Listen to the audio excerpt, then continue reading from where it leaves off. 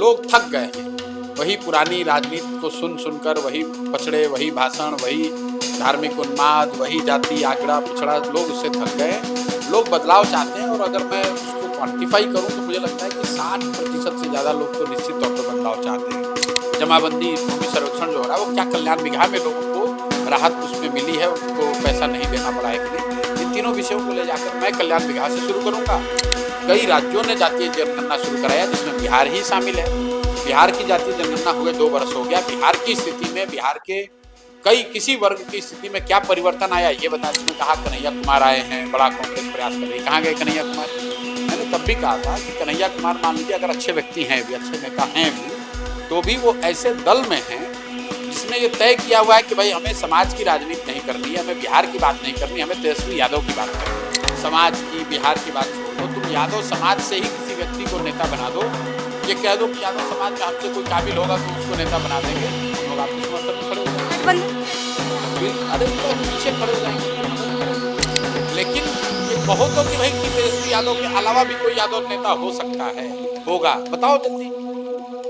भाई इनको किसी यादव से मतलब नहीं है, इनको किसी के जाति किसी से मतलब नहीं, इनको अपने से मतलब है, अपने बच्चों से मतलब है, अपने परिवार से मतलब है। एक लालू जी के परिवार से 5 लोग राजनीतिक चुनाव लड़ते हैं। कोई एमपी है, कोई एमएलए है, कुछ एमएलसी है, कोई राज्यसभा में है, कोई लोकसभा से है या जाने का प्रयास कर रहा है। इन लोगों को कोई बिहार में दूसरा यादव नहीं मिलता है। भाई ये इनको किसी जाति धर्म किसी से मतलब नहीं है, इनको खुद से मतलब है, अपने परिवार से मतलब है। हमें दे दो, हम तुम्हारी चिंता करेंगे। नमस्कार, हमारा नाम है समरीन और आपने देखना शुरू कर दिया है लाइव सिटीज।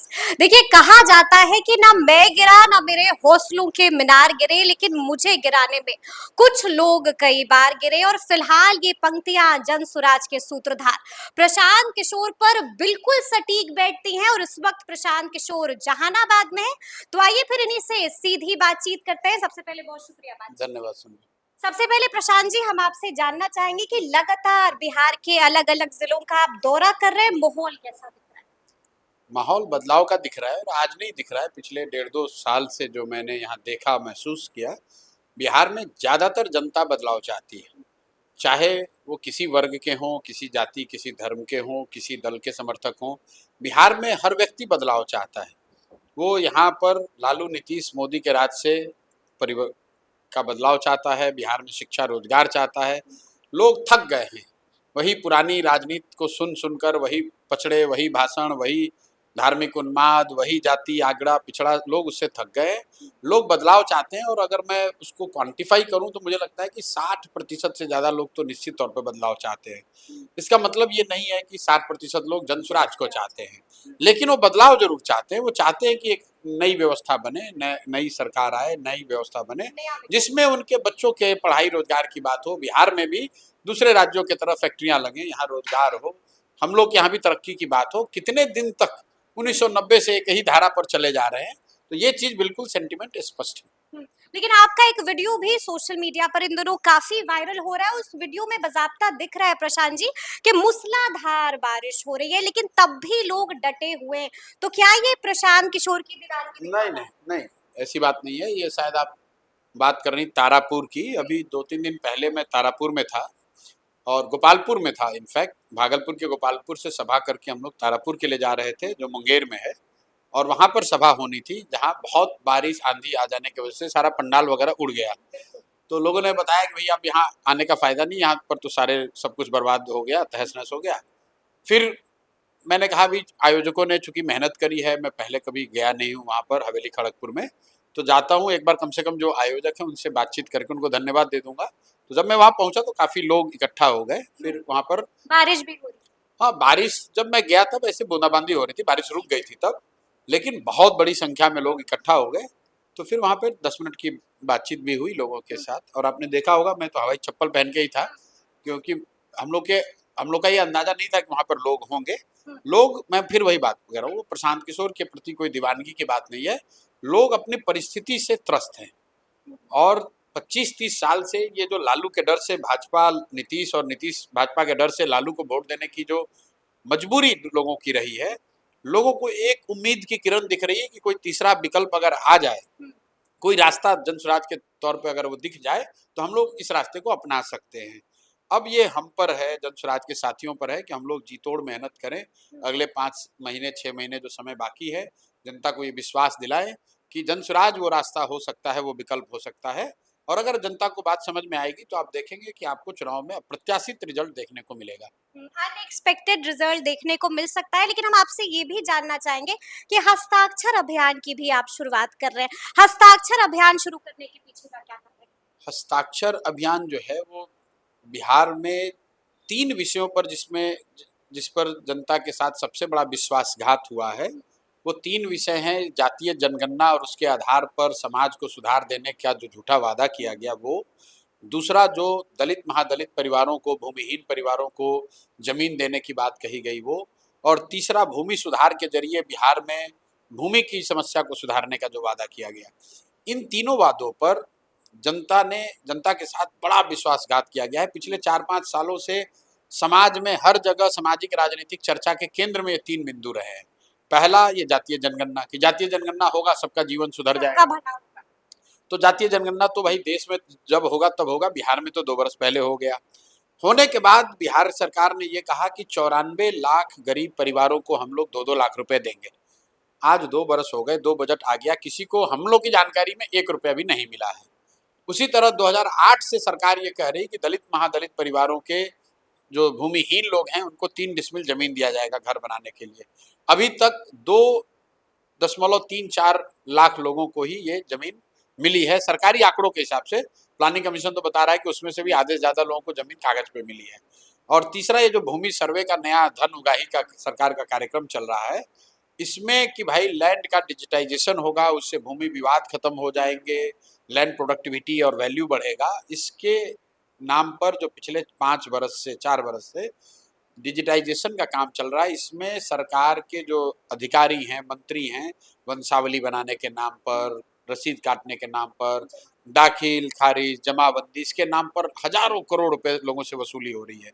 और कुल जमा 20% ही जमीन का भी डिजिटाइजेशन हुआ है।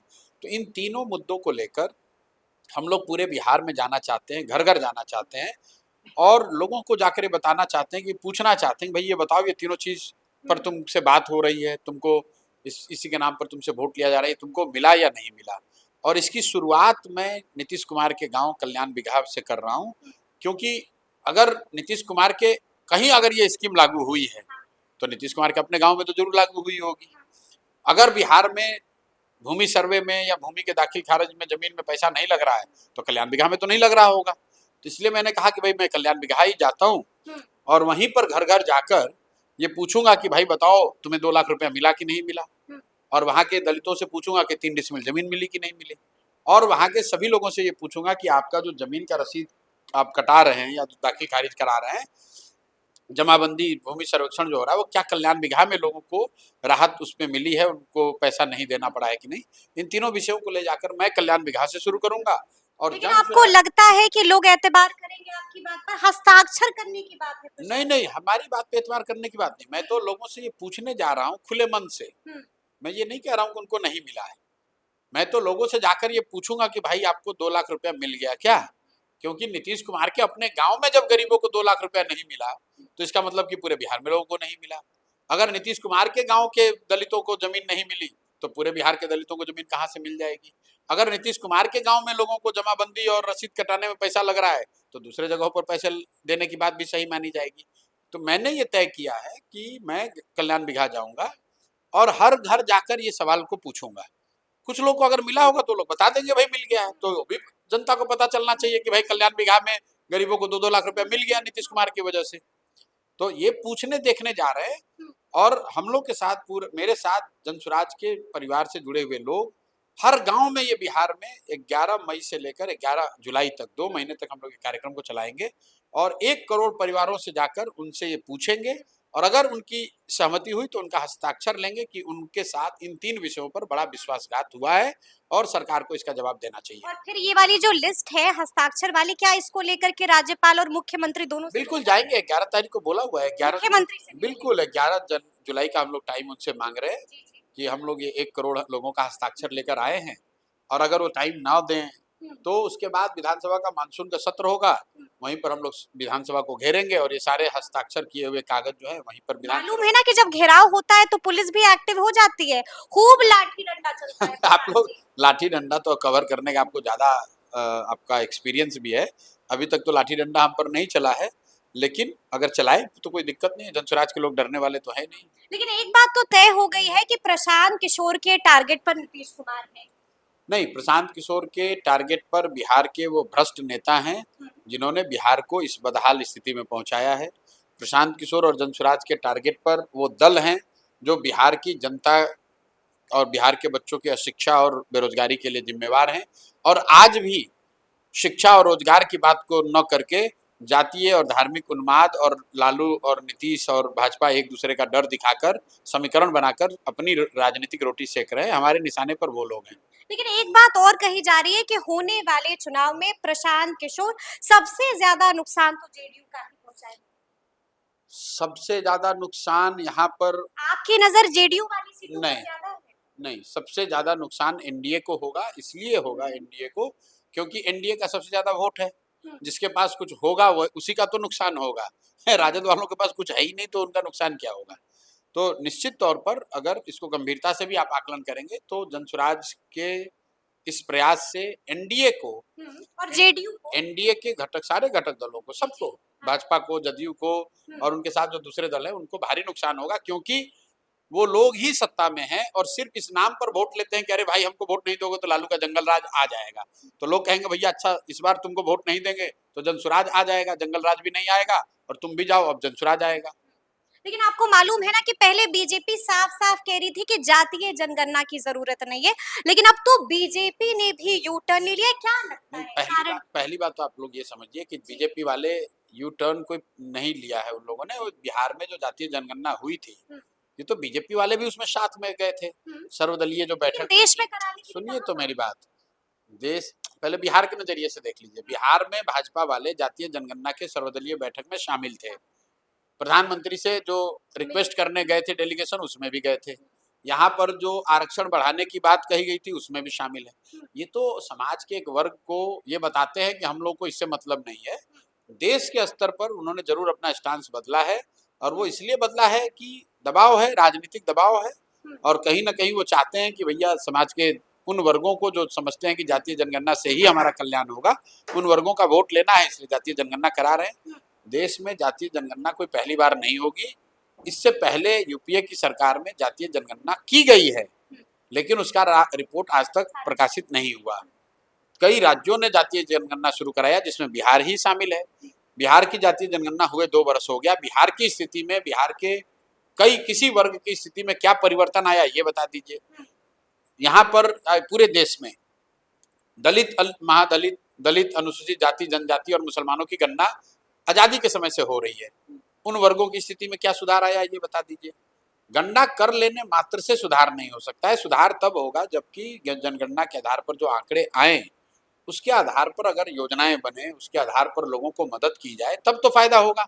मुसलमानों की गणना की गई, सच्चर कमेटी रिपोर्ट आया, रंगनाथन कमीशन रिपोर्ट बन गया, ये बता दिया गया कि भाई मुसलमानों की स्थिति दलितों से भी ज्यादा खराब है। उसके बाद क्या, मुसलमानों की स्थिति सुधर गई?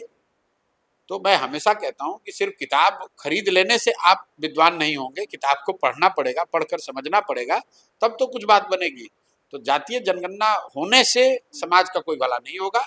जातीय जनगणना होने से जो जानकारी निकल कर आए उस पर अगर ईमानदारी से योजनाएं बने, उन वर्गों को मदद की जाए तो निश्चित तौर पर फायदा हो सकता है। और आज पप्पू यादव ने भी बड़ा ऐलान कर दिया है, साफ-साफ कहा है कि गांधी मैदान में बड़ी रैली करेंगे। तो सब गांधी मैदान खुला है, सबको भरने का अधिकार है, सबको रैली करने का अधिकार है। और महागठबंधन की भी आज महाबैठक हुई है। भाई अब जब चुनाव है तो लोग बैठक तैयारी तो करेंगे ही। इसमें मतलब इसमें खबर क्या है? खबर तो आपके लिए है। लाइव सिटी को 4 खबर चलानी है तो आपको खड़े होकर बताना है भाई फलाने आदमी की बैठक एक्टिव हो गए हैं। नहीं, एक्टिव कब नहीं? अच्छा तो आप कह रहे हैं कि ये लोग पहले एक्टिव नहीं था। हम लोग भाई आप पर भी मानहानि का केस कर देगा। इसका मतलब आप ये कह रही हैं कि बिहार में राजनीतिक दल पूरे समय निष्क्रिय थे, अब चुनाव सामने है तो कुछ सक्रियता बढ़। आप लोगों के लिए भी मुश्किल पैदा कर देंगे तेजस्वी यादव, पूरी तरह से सक्रिय, पूरी तरह से। भाई हमारे लिए क्या मुश्किल पैदा करें? हम लोग तो पहले से सक्रिय हैं। हम लोग तो पहले से सक्रिय हैं। वो मुश्किल किसी हमारे लिए क्या पैदा करेंगे? लेकिन आपको लगता है कि सीटों के बंटवारे में पेच फंसेगा यहाँ पर? भाई कोई पेच नहीं फंसेगा। अल्टीमेटली ये सब एक ही थैली के चट्टे बट्टे हैं। मैं आपको लिख देता हूँ, जो 3 4 5 दल घटक दल हैं, विशेष करके कांग्रेस, लेफ्ट और आरजेडी, ये लोग 2 4 सीट ऊपर नीचे लेकर आपस में साथ में ही रहेंगे, क्योंकि ये इनको सत्ता का इतना लालच है कि ये सोच ही नहीं सकते हैं कि ये बाहर निकल कर कुछ प्रयास करें। आप लोगों ने बीच में कहा कन्हैया कुमार आए हैं, बड़ा कांग्रेस प्रयास कर रही है। कहाँ गए कन्हैया कुमार? मैंने तब भी कहा था कि कन्हैया कुमार मान लीजिए अगर अच्छे व्यक्ति हैं भी, अच्छे नेता हैं भी, तो भी वो ऐसे दल में हैं जिसने ये तय किया हुआ है कि भाई हमें समाज की राजनीति नहीं करनी है, हमें बिहार की बात नहीं करनी, हमें तेजस्वी यादव की बात करनी है। तो जब तेजस्वी यादव ने जब तक अलाउ किया तब तक कन्हैया कुमार घूमे। तेजस्वी ने अलाउ किया तब तक तो बताइए, आप बताइए, जिस दिन आरजेडी वालों ने कहते भाई इस नेता को बाहर भेजिए, तो कांग्रेस वाले अब कन्हैया कुमार को बड़ी बात कह रहे तो आप, अरे भाई बड़ी बात क्या, हम तो हमेशा बड़ी बात ही कहते हैं। आप बताइए कि कहाँ गया कांग्रेस की यात्रा, कहाँ गई, क्यों बंद हो गई? मैं अभी आपको क्या बिहार के लोगों की समस्या खत्म हो गई कि यात्रा का मुद्दा का समाधान हो गया? स्पष्ट है कि आरजेडी ने कहा कि भाई ये सब बंद कीजिए, आराम से बैठ के बात कीजिए, जो सीट वोट आपको चाहिए हम आपको सीट दे देंगे। अब कन्हैया कुमार 70 मिल जाएगी ना कांग्रेस को? मैं अभी आपको सुन रही थी कि वो 70 मांग रहे हैं, लेकिन ये लोग 30 40 में निपटा देंगे। भाई वो मांग रहे, लालू यादव की पार्टी देना चाहती है 30 40, देना तो चाहते हैं 20 25, लेकिन जनसुराज का कुछ डर भी है कि कहीं ऐसा नहीं गठबंधन टूट जाइए वो, तो इसलिए वो 30 40 सीट देने का ऑफर कर रहे हैं। कांग्रेस 70 मांग रही है, इसी बीच में किसी न किसी नंबर पे सेटल हो जाएंगे ये। अच्छा ये समझ बताइए कि बिहार की जनता के लिए इससे क्या फर्क पड़ता है कि कांग्रेस 40 लड़ रही है कि 46 लड़ रही है? ये तो उनका पार्टी का अंदरूनी मामला है। मुख्य बात यह है कि महागठबंधन में तेजस्वी यादव के चेहरे पर ये सारे दल उनका झोला झंडा लेकर साथ में रहेंगे, और जंगल राज की बात लोग भूल जाएं ऐसा भरोसा करके जाकर वोट मांगेंगे। लेकिन जनता जंगल राज को भूली नहीं है, और वापस से फिर से कभी जीवन में राजद की सरकार बिहार में नहीं बनाएगी, ऐसा मेरा यकीन है। लेकिन मैंने ये भी सुना कि बजाप्ता आज पीसी में आपने लालू यादव को चैलेंज कर दिया, साफ साफ कह दिया कि अगर तेजस्वी को छोड़ के, परिवार को छोड़ के, अगर आप किसी को, यादव को किसी को बड़ा नेता बनाते हैं तो प्रशांत किशोर भी आपका समर्थन। मैं आज नहीं कहा, मैंने ये तो पिछले 2 3 साल से कह रहा हूँ। जो भी ये लोग लोग कहते हैं कि भाई ये जाति की राजनीति करते हैं, यादवों के लीडर हैं, यादव समाज की चिंता करते हैं, तो मैं तो ये बात पिछले 2 2.5 3 साल से कह रहा हूँ कि भाई चलो छोड़ो दूसरों की बात, समाज की, बिहार की बात छोड़ दो। तुम यादव समाज से ही किसी व्यक्ति को नेता बना दो, ये कह दो कि यादव समाज में हमसे कोई काबिल होगा तो उसको नेता बना देंगे, हम लोग आपके समर्थन में खड़े हो जाएंगे, गठबंधन भी कर लीजिएगा राजद के बिल्कुल। साथ। अरे उनके पीछे खड़े हो जाएंगे, उनकी मदद करेंगे। लेकिन ये कहो तो कि भाई कि तेजस्वी यादव के अलावा भी कोई यादव नेता हो सकता है, होगा, बताओ जल्दी। भाई इनको किसी यादव से मतलब नहीं है, इनको किसी के जाति किसी से मतलब नहीं, इनको अपने से मतलब है, अपने बच्चों से मतलब है, अपने परिवार से मतलब है। एक लालू जी के परिवार से 5 लोग राजनीतिक चुनाव लड़ते हैं, कोई एमपी है, कोई एमएलए है, कुछ एमएलसी है, कोई राज्यसभा में है, कोई लोकसभा से है या जाने का प्रयास कर रहा है। इन लोगों को कोई बिहार में दूसरा यादव नहीं मिलता है। भाई ये इनको किसी जाति धर्म किसी से मतलब नहीं है, इनको खुद से मतलब है, अपने परिवार से मतलब है। हमें दे दो, हम तुम्हारी चिंता करेंगे।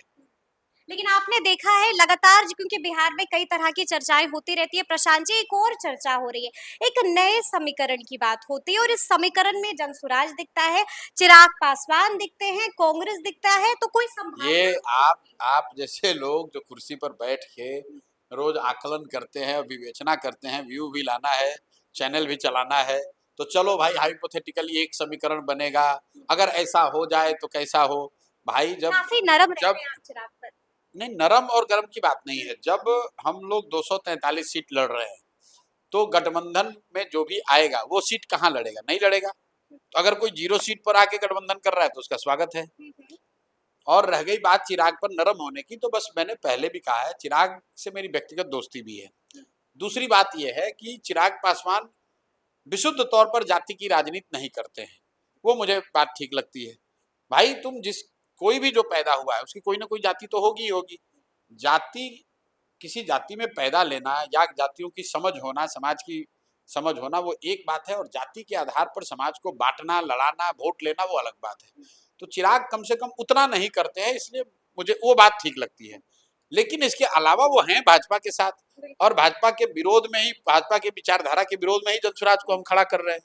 तो उससे उनसे मेरा राजनीतिक कोई रास्ता हो नहीं सकता है। कोई राब्ता हो नहीं सकता। एक अंतिम सवाल है, 20 तारीख से बिहार बदलाव यात्रा की शुरुआत होने जा रही है। इस यात्रा में क्या कुछ अलग करेंगे प्रशांत किशोर? कुछ अलग ये करेंगे कि पहली बार पूरे बिहार को 3 महीने 4 महीने में उसका भ्रमण करेंगे। गांव देहात प्रखंड पहले एक बार पैदल गए हैं, अब एक दल के तौर पर जाएंगे, वहां पर लोगों को ये बताएंगे कि जेपी के जन्मस्थली सिताब दियारा सारण से इसकी शुरुआत कर रहे हैं और इस नज़रिए से कर रहे हैं कि जेपी ने जो संपूर्ण क्रांति की बात कही, व्यवस्था परिवर्तन की बात कही, कहीं ना कहीं आज भी वो सपना, वो कॉल अधूरा है। जेपी के सो कॉल्ड अनुयायी, जो सेल्फ प्रोक्लेम्ड अनुयायी हैं, वो लोग 30-35 साल से बिहार की सत्ता में हैं। उन्होंने व्यवस्था परिवर्तन के लिए, वंशवाद के खिलाफ, भ्रष्टाचार के खिलाफ जो भी नारे, जो भी सपने जेपी के थे, उसके खिलाफ काम किया है।